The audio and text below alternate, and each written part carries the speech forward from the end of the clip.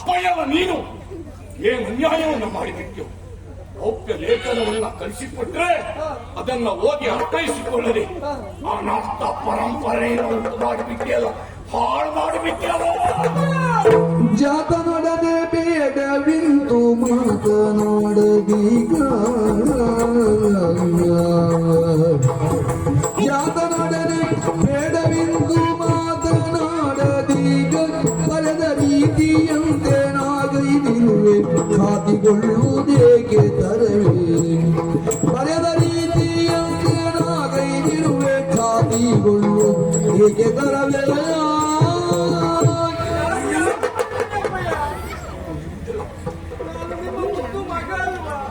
ಬೊದ್ದು ಮಗ ನೀನು. ನೀವು ಲೇಖನದಲ್ಲಿ ಏನನ್ನ ಬರೆದಿದ್ದೇನೋ ಹಾಗೆಯೇ ನಾನು ಮಾಡಿದ್ದೇನೆ. ಮಾಡುವುದು ಯಾಕಪ್ಪ?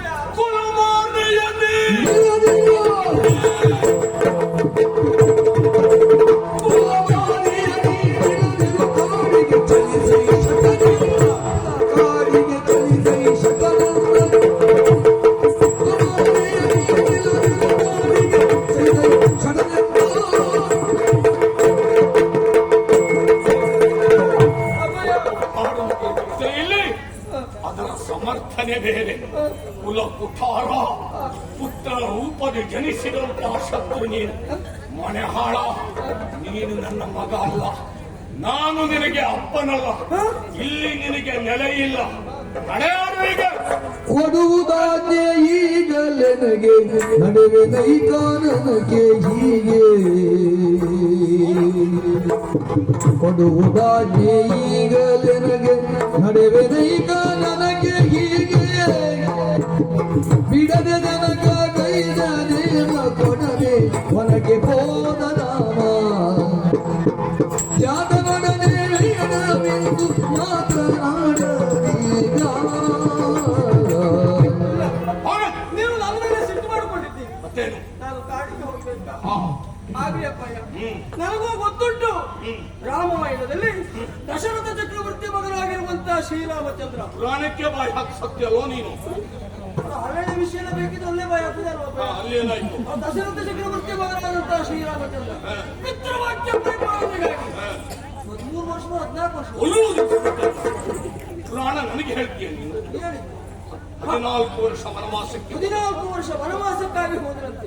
ಹಾಗೆಯೇ ಆ ತ್ರೇತಿಯಲ್ಲಿ ಹೇಗೆ ಶ್ರೀರಾಮಚಂದ್ರನು ಈ ವರ್ಷಕ್ಕೆ ನಾನಾಗ್ತೇನೆ ಕೊಡಿಯಪ್ಪ.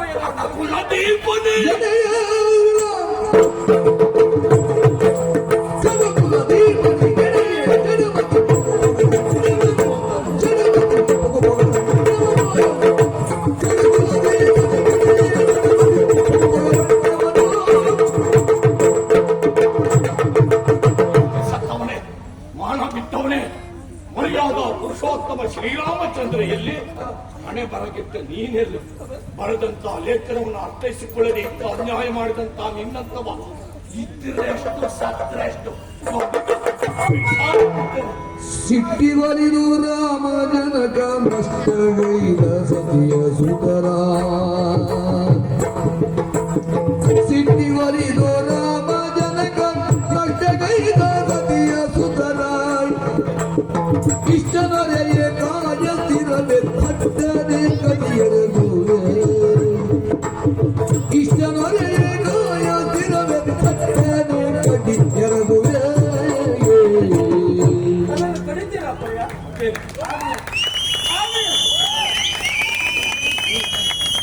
ಆದ್ರೆ ಒಂದು ಮಾತು ಹೇಳ್ತೇನೆ, ನೆನ್ಪಿಟ್ಬಿಟ್ಟು. ಒಂದು ಸಿಟ್ಟು ಬಂತು ಅಂತ ಮೂಗನ ಕತ್ತರಿಸಿಕೊಟ್ರೆ 100 ಸಿಟ್ಟು ಬಂದ್ರು ಆ ಮೂಗು ಮತ್ತೆ ತಿರುಗಿ ಬರಲ್ಲ. ನನಗೆ ಗೊತ್ತು. ಅಷ್ಟೇ ಅಲ್ಲಪ್ಪಯ್ಯ, ಒಂದು ಸಿಟ್ಟು ಬಂತು ಅಂತ ಬಾವಿ ಹಾರಿದ್ರೆ ಮತ್ತೆ 100 ಸಿಟ್ಟು ಬಂದ್ರು ಮೇಲೆ ಬರ್ಲಿಕ್ಕೆ ಆಗುದಿಲ್ಲ ಅಪ್ಪಯ್ಯ. ಯಾರಿಗೆ ಹೇಳುವುದು ಉದ್ದೇಶ? ಅಷ್ಟೇ ಅಲ್ಲಪ್ಪಯ್ಯ, ಪುರಾಣದ ಒಂದು ದೊಡ್ಡ ಕಥೆ ಆಗಿ ಹೋಗಿದೆ. ಪುರಾಣಕ್ಕೆ ಬಾಯಿ ಹಾಕಿದೀಯ ನೀನು? ಮೊದಲನೇ ಸಿಕ್ಕುದಪ್ಪಯ್ಯ. ಏನ್ ಸಿಕ್ತು? ಪರಶುರಾಮನ ಅಪ್ಪನಾಗಿರುವಂತಹ ಜಮದಗ್ನಿ, ಸರಿ ಅಲ್ಲಪ್ಪಯ್ಯ? ಮುಂದುವರೆದ ಜಮದಗ್ನಿ ತನ್ನ ಹೆಂಡತಿಯಾಗಿರುವಂತಹ ರೇಣುಕೆಯನ್ನ ಪರಶುರಾಮನಲ್ಲಿ ಕಡಿ ಅಂತ ಹೇಳಿದ. ಆ ಪರಶುರಾಮ ಕಡಿದು ಬಿಟ್ಟ. ಜಮದಗ್ನಿಗಾದ್ರೆ ಬದುಕಿಸ್ಕೊಳ್ಲಿಕ್ಕೆ ಆಗ್ತಿತ್ತಪ್ಪಯ್ಯ, ನಿಮ್ಮ ಹತ್ರ ಆಗುದಿಲ್ಲಪ್ಪಯ್ಯ. ನಿಮ್ಮ ಒಬ್ಬನೇ ಮಗ ಕೊಲ್ಬೇಡಿ. ನನಗೆ ಹೇಳ್ಕೊಡ್ತೀನಿ. ಸುಮ್ಮನೆ ಸಿಟ್ಟು ಮಾಡೋದಕ್ಕೆ ನಿನ್ನ ಅಪ್ಪನ ತಲೆ ಹಾಳಾಗಿದೆ ಅಂತ ಭಾವಿಸಿದ್ದೀಯ. ಲೇಖನದಲ್ಲಿ ಏನು ಬರೆದಿದ್ದೇನೋ ಅದರಂತೆ ಮಾಡಿದ್ದೀಯ ನೀನು. ಅದರಂತೆ ಮಾಡಿದ್ದೇನಪ್ಪ. ಲೇಖನ ಕಾಯ್ದಿರಿಸಿದ್ಯಾ? ಎತ್ಕೊಂಡು ಬಂದೆ.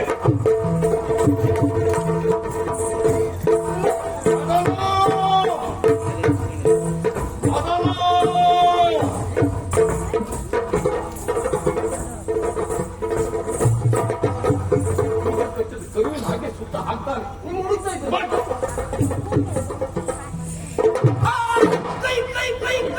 ಕೈ ಮುರಿದು ಹಾಕ್ತೇನೆ ನಿಮಗೆ.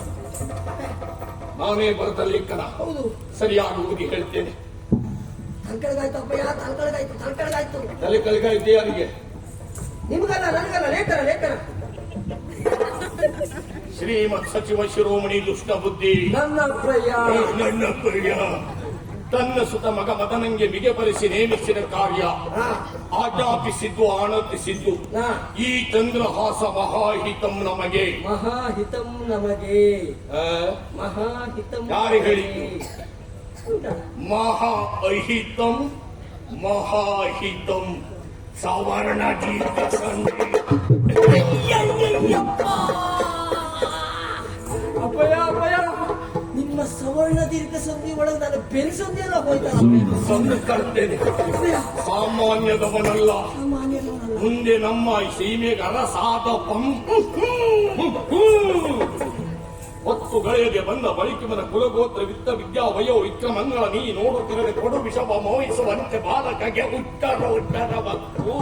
ತಪ್ಪಯ್ಯ, ತಪ್ಪು ತಪ್ಪು ತಪ್ಪು ಅಪ್ಪಯ್ಯ ನಾನ ನೀನು? ನೀನಪ್ಪಯ್ಯ. ಲೇಖನ ಬರೆದವ ನಾನ ನೀನ? ನೀನಪ್ಪಯ್ಯ. ತಪ್ಪುವುದು ಹೇಗೆ?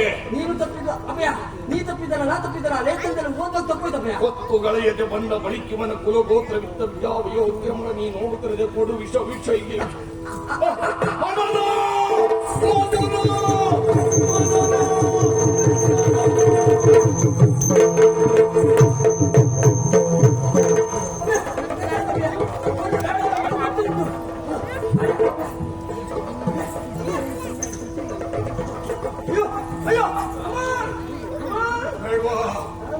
ಅಮ್ಮನ ಕರಿಬೇಡ, ಅವಳಿಗೆ ದೊಮ್ಮಿಡ್ದೋಗಿದೆ.